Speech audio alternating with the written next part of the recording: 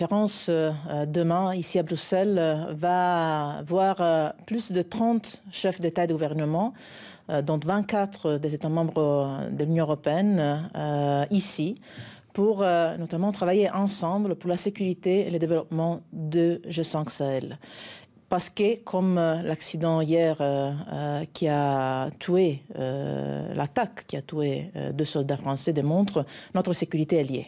Et nous avons un intérêt commun à faire de sorte que le contrôle du territoire dans le Sahel soit efficace et soit un effort collectif. Un mot sur la contribution financière quand même de l'Union européenne. 50 millions, on nous dit peut-être 50 millions supplémentaires.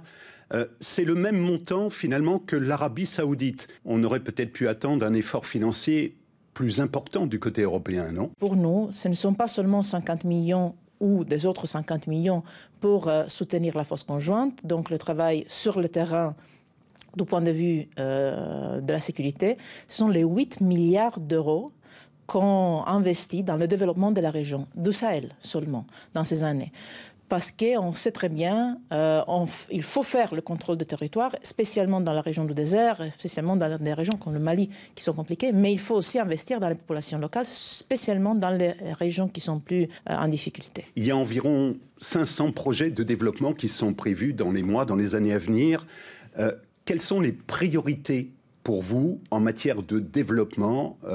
Quel secteur et sur quelles zones les plus vulnérables?